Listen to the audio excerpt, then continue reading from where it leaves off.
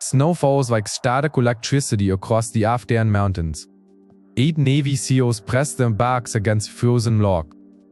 Ammo is running dangerously low. The enemy is closing in from 3 sides. Their voices echo off the canyon walls. Commander Remus whispers to his men. This is it. It's over.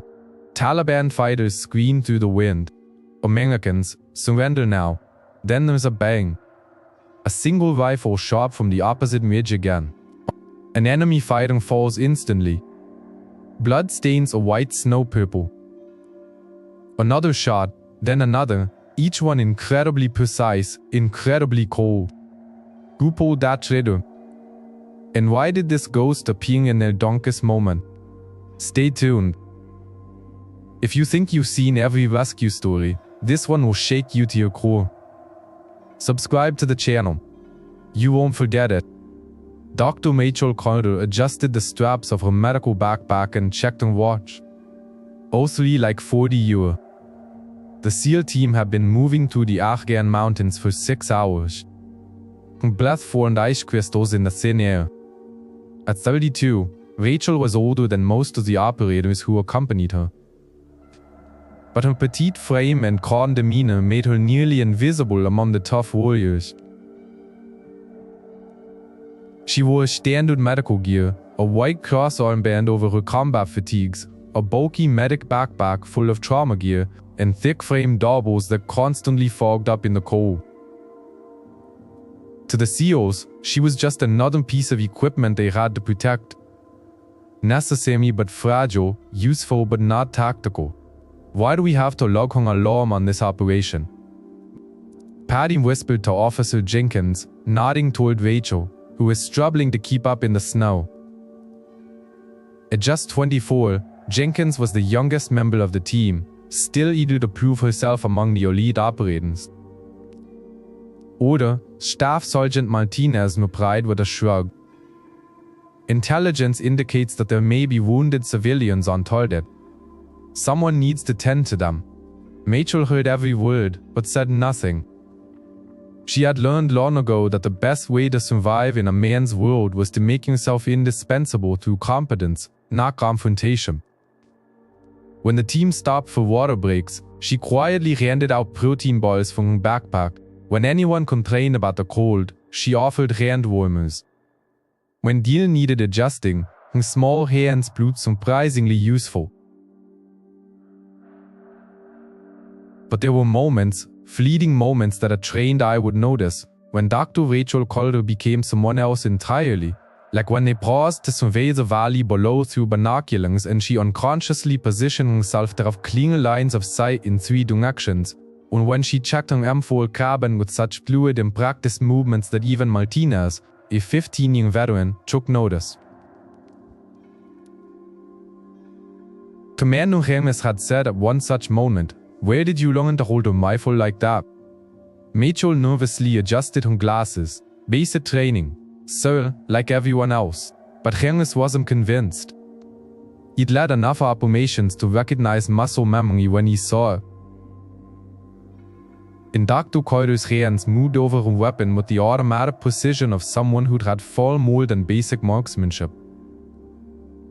Still, he had bigger concerns than his medic's mysterious past.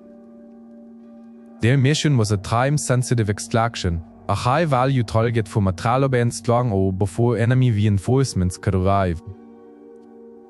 Intelligence indicated minimal resistance. A dozen fighters, maybe 15, in quickly, out quickly, back to base before dawn. Rachel had heard that optimistic assessment on dozens of operations. In her experience, minimal resistance usually meant, "We have no idea what we're getting into." She touched the silver chain around her neck, a small medallion her father had given her before his last deployment to Vietnam. Master Sergeant Daniel Carter, Marine Corps sniper, 2 tours, Purple Heart recipient. He taught her how to shoot when she was a kid, starting with a .22 and working his way up to his old M40. Accuracy is a gift, Rachel, he had said. But knowing when to use it is wisdom. Her father had died when she was 16, not from enemy fire, but from the cancels that military service sometimes leaves behind. She joined the military herself at 18, not from revenge or glory, but because it was the only family she had ever known. Medical training came later, after Kosovo, after she had seen too much death and decided she wanted to save lives instead of taking them. For 7 years she had simply been Dr. Calder, the quiet medic who took care of everyone and never caused any trouble. But some skills never really fade. They wait patiently like mountain snow for the moment when they are needed again. As the team prepared to push deeper into enemy territory, Rachel tightened her backpack and fell in behind the operators. None of them suspected that silently at the back of their formation walked someone the intelligence community had once called the Ghost Rifle. A legend believed to be forever, disappeared into the shadows of covert operations. Tonight they would discover how long they had been. The valley looked peaceful in the dim dawn, a narrow canyon between two lines of ridge with a cluster of mud brick houses scattered along the bottom like stones in a creek bed. Commander Remes studied the trolltip through his night vision goggles, counting the buildings, identifying possible escape routes, and calculating the fields of fire. Quote, "Looks quiet," he muttered into his radio. "Maybe this time the reconnaissance will be light." Adamu, the team began their descent, moving in a tactical column. Remes in front, Rachel at the back. The snow muffled their footsteps. The wind in the canyon masked every sound of their equipment. They were ghosts in the darkness, invisible and deadly. Then the world exploded. The first mortar shell landed directly in their path, sending shrapnel flying through the air and lighting up the canyon with orange fire. Even before the echoes faded, machine gun fire opened up from both lines of defense from hidden positions. A crossfire that turned their approach into a killing field. Quote, "Ambush, cover."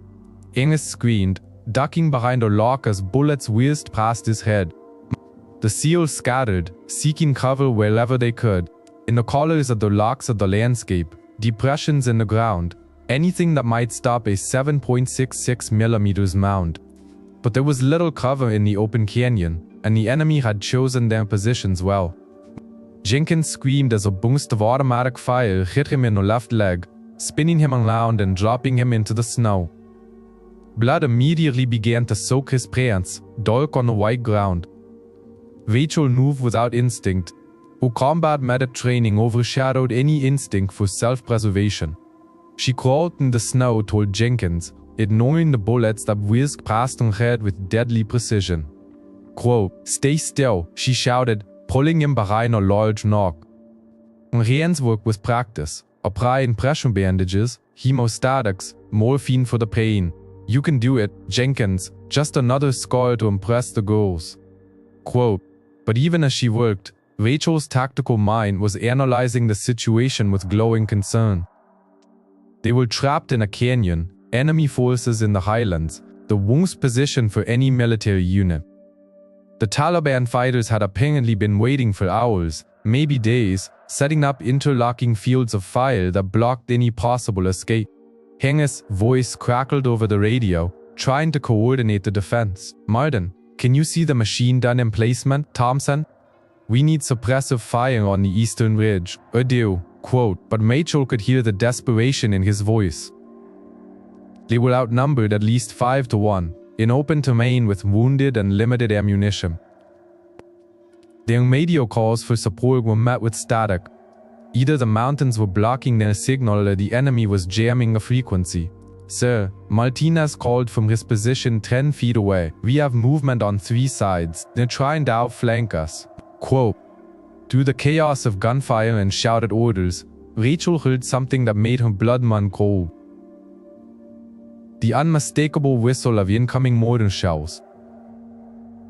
She threw herself over Jenkins just as the shells exploded around their position, sending fragments of rock and glowing metal flying through the air.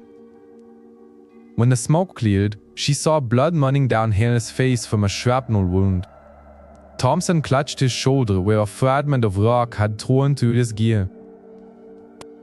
Even Martinez, the team's most experienced operator, was firing his weapon in the rapid, desperate bursts of a man who knew they were running out of time. "We can't do this," Jenkins whispered, his face pale with blood loss and shock. "They got us right, Doc." Genghis clicked his radio one last time. "Base here, Vasil team. We're under fire at Rustum 41 MD 2356. 8 men, 2 wounded, heavy fire from propelled positions. Immediate air support requested, only static in response."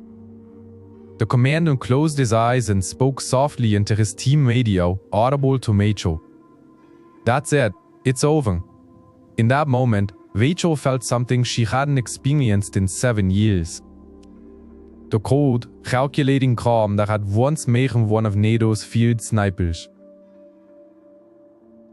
Coherent unconsciously moved to the silver medallion around her neck, her father's last gift, and she remembered his words. "Marksmanship is a gift, Rachel, but knowing when to use it is wisdom."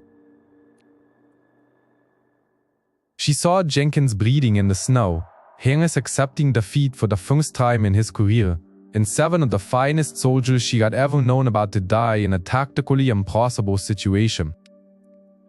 Rachel made her decision. Standing from behind cover, she moved purposefully toward her medical pack, not for bandages or morphine, but for the equipment she had hoped she would never need to use again. Hidden among the trauma supplies, lapped in waterproof fabric, was the reason she had volunteered for this mission, even though it had no business being there. Sometimes a medic's most important tool isn't there to save lives. Sometimes it's there to take them. Rachel's hands moved with muscle memory, ingrained in thousands of hours of training that most people didn't know about. From the bottom of her medical pack, beneath layers of bandages and surgical supplies, she pulled a weapon that shouldn't have been in any medical kit. The M24 sniper rifle fell apart in her hands like the pieces of a familiar puzzle. Barrel, scope, each component mapped in protective fabric and assembled with mechanical precision. In less than 90 seconds, Dr. Rachel Carter was gone, completely replaced by someone the intelligence community had once dubbed the Ghost Rifle.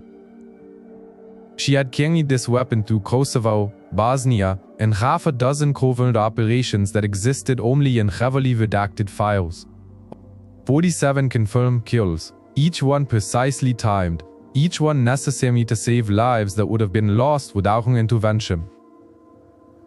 But that was a different life, before she had watched her entire team die in an ambush outside Mustina, before she had decided that taking lives even to save others was a burden she could no longer bear.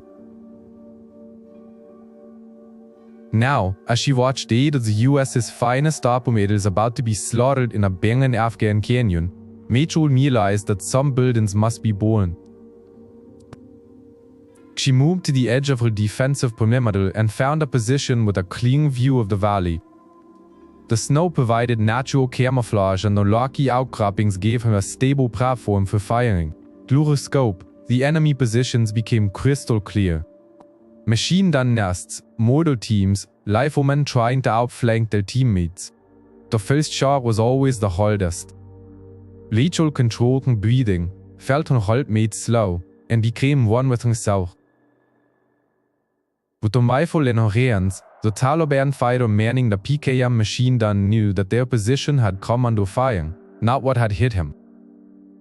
One moment he was still firing at the rocks behind which the Americans were hiding. The next, he was falling backward into the snow. His weapon went silent, the SEAL stopped firing. Their sudden numbness spoke volumes. Quote, "What the hell?" Genghis yelled. "Who fired that shot?" But Rachel had already locked onto her second target, the mortar team, which was firing shells at their position with deadly precision. The spotter was radioing connections when Rachel's bullet struck him square in the middle of his body, sending him to the ground instantly.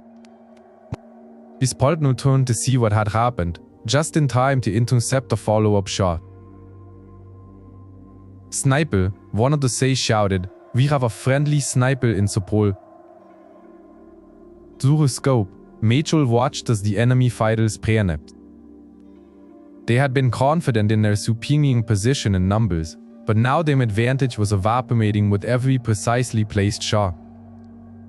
They began to abandon their positions, seeking cover that was non-existent against a shooter they could not position. She was methodical, professionally deadly. Every shot was calculated for maximum tactical effect. First, she eliminated the gun crews, then the leaders who tried to coordinate their fighters, and finally anyone who threatened to flank her teammates. But the most remarkable thing about Mitchell's shooting wasn't her accuracy, it was her efficiency. Unlike the Taliban fighters, who operated in a spray and pray style, she never wasted ammo. One shot, one hit, just like her father had taught her 20 years ago. Jenkins, despite his injury, managed to straighten up enough to see Rachel in her firing position. His jaw dropped as he watched a quiet medic who had been handing out protein bombs 12 hours earlier now systematically take out an entire enemy force with surgical precision. "Holy crap," he whispered, "dogs are sniping." Amos crept quietly to a position where he could see Rachel, and what he saw made it all fit together. The way she had handled her rifle during equipment checks, her unconscious tactical positioning during rest breaks, the fact that she had volunteered for a mission that didn't really require medical personnel. Through his binoculars, he could make out a small tattoo on her left forearm, hidden by her sleeve. An eagle with its wings wrapped around a telescopic sight, with Cyrillic text underneath. He had seen this symbol in classified briefings about NATO military operations in the Balkans. "Ghost rifle." He whispered the words, barely audible over the gunfire.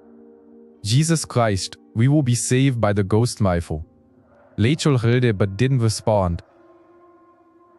She was in the zone state that every sniper knows, the perfect state in which breathing, heartbeat, and trigger control merge into a fluid motion. The enemy had been reduced to half their strength. Their coordinated attack was collapsing into a panicked retreat, but she wasn't done yet. The Taliban commander had been identified over the radio, and the way other fighters obeyed him as he tried to rally his men behind a large mark showed that he was a threat. Rachel adjusted her scope for the increased range, compensated for wind and elevation, and squeezed the trigger with a gentle squeeze, like someone caressing a lover's cheek. The commander fell instantly, and with him died any hope of organized resistance. In less than 15 minutes, the ghost rifle had transformed an impossible tactical situation into a complete victory. The canyon that had previously been a death trap had become a graveyard for those who had tried to lure America's finest into an ambush. As the last enemy fighter fled into the darkness, Rachel slowly lowered her rifle and looked at her hands. The same hands that had treated Janine's wound just minutes before. They didn't shake, they were as steady as stone. Some skills, she realized, never truly fade. They just wait for the moment when they're needed most. The transformation was complete and devastating. Rachel moved through the canyon like smoke taken form, shifting positions after each shot to avoid sniper fire. She had learned in Kosovo that staying in one place for too long could be deadly. Enemy forces would spot muzzle flashes and fire back with everything they had. But these Taliban fighters were not prepared for the ghost rifle. They had expected to face a SEAL team with limited ammo and no escape routes. Instead, they found themselves hunting someone who understood mountain warfare better than they did. Someone who could place shots at ranges that rendered their AK-77s useless. Franco Orea, one of the surviving fighters, screamed into his radio, "El Fantasma está. The ghost is here." Even in their panic, they recognized the distinctive single shots. Impossible precision. Targets fell without warning from positions they had thought safe. Tales of the ghost rifle had spread across 3 continents in insurgent networks, whispered around campfires by fighters who had survived encounters with N-troopers. Most had considered those tales myths. Tonight, they learned otherwise. MS took advantage of the chaos and rallied his SEALs for a coordinated counterattack. Martinez, Thompson, moved to the eastern positions. Jenkins, stay there and secure. Dawes, cover us from the grade. It felt Sumio, issuing tactical orders while her medic, a quiet, unassuming medic, systematically eliminated enemy fighters with surgical precision. But Genghis had been in special forces long enough to adapt to any situation, no matter how impossible it seemed. Rachel lay motionless in the snow. Her breathing controlled her rifle, an extension of her will. Through her scope, she could see individual snowflakes drifting across her field of vision. Could count the threads on an enemy fighting's kafia. The world had narrowed into this perfect circle of glass, where life and death were decided by millimeters. Shot 12, a sniper trying to position himself on the west midge, taken out before he could lock on. Shot 13, a fighter with an RPG who thought he could destroy American cover, stopped before he could pull the trigger. Shot 14, the radio operator calling for backup, silenced before help arrived. Every shot was a mathematical equation solved in milliseconds. Distance, wind speed, target movement, bullet drop. Rachel's brain processed variables that would have taken others minutes and translated them into precise adjustments of scope and breathing that put the bullets exactly where they needed to go. The SEALs watched in amazement as their tactical situation transformed from hopeless to dominant. Enemy fighters who had previously been advancing confidently were now fleeing in panic, abandoning weapons and equipment in a desperate attempt to outrun the invisible sniper. "That's impossible," Jenkins breathed, clutching his bandaged leg. "One person can't change an entire battle like that." But Rachel Carter wasn't just another person. She was the embodiment of years of training, combat experience, and a natural talent that might come along once in a generation. She was the result of decades of perfecting accurate marksmanship by someone with perfect hand-eye coordination. More importantly, she was the result of someone with those skills deciding that a good man would not die on her watch. As the last organized resistance collapsed, Genghis made his way to Rachel's position. She methodically cleaned her rifle in the same painstakingly precise way she had cleaned medical instruments, movements that spoke of professional competence. He could see the tattoo on her forearm now, the wings of an eagle curled around a telescopic sight, with text that looked like sunbeam. Barely visible beneath were small markings that Genghis recognized as target plates, far more than should ever be on a medic's arm. "Dose gun," he said quietly. Not a question, but a statement of recognition. Rachel raised her eyes and met his for the first time since the shootout had begun. Behind her glasses, Hunger saw something he had never noticed before. The thousandfold gaze that came from too much fighting, too many deaths, too many impossible decisions. "That's not me anymore," she said quietly, and began to disassemble her weapon. Hermes studied her face, watching her hands move over the rifle with unconscious familiarity. "Maybe not, but that's exactly what we needed from you tonight." Rachel didn't answer. She was already transforming back into Dr. Carter, the quiet medic who handed out protein bars and tended to wounded soldiers. But Genghis had seen beyond the mask now and knew that he would never see her the same way again, nor the men she had just saved. The canyon fell silent, save for the whisper of wind through the rocks and the distant sound of fleeing vehicles. Rachel had reassembled her medical pack, the M24 once more concealed beneath layers of trauma gear as if it had never existed.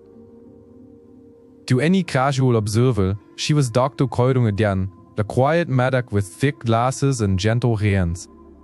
But the 8 Navy SEALs who had witnessed her transformation would carry that memory with them for the rest of their lives. Final count, Genghis asked as his men secured the area. 14 found dead, no wounded. Martin's voice was filled with professional admiration. Perfect shots, every single mount. I've never seen anything like it. Jenkins leaned against Walker's lateral chapter's bandages, staring at her with something akin to religious awe. "Doc, who are you, really?" Rachel didn't answer him right away. She focused on his wound, checking the circulation and making sure the field dressing held until they reached the medical facility. But Jenkins could see the conflict in her eyes, the weight of returning to a life she had tried to leave behind. Quote, "I'm someone who used to be very good at something I didn't want to be good at," she said finally. Someone who thought she could leave that part of herself behind. "I am, but tonight you didn't go away," Thompson remarked as he braced his injured shoulder. "You saved us all. I did what had to be done." Rachel's voice was calm, clinical, no more, no less, but it was more, and everyone in the canyon knew it. The news would spread in the special operations community with the speed that only truly extraordinary stories can achieve. The medic who turned out to be the legendary Ghost Lifer, the doctor who single-handedly turned a massacre into a victory. Back at base, the debriefing was unlike anything Harris had experienced in 15 years of covert operations. Intelligence officers who had heard rumors about Rachel's past were suddenly confronted with someone they had assumed was either dead or long since retiring. Dr. Calder, the senior intelligence officer, said carefully that her record showed 7 years of exemplary service as a combat medic, but there was a gap in her records from 1990 to 2006. Rachel adjusted her glasses, the same nervous gesture Harris had seen dozens of times. "I was involved in classified operations. I assume you have the authority to access these files if necessary." "We did, and we did." The silence that followed carried the weight of historic operations.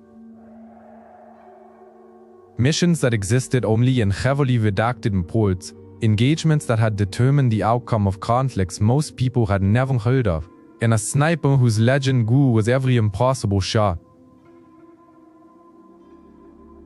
Jenkins wrote letters home that night to explain to his family what it felt like to be saved by someone they had underestimated. "We were the walking dead," he wrote to his sister. "We all knew it." Then this quiet woman, who handed out energy bars intended to scrape knees, turned into something out of a movie. She saved us with a rifle no one knew she had, shooting like she could see through walls and around corners. The story spread beyond the military. Special operations forces have their own networks, their own legends, their own ways of recognizing extraordinary acts. Within weeks, Rachel Calder had become a symbol.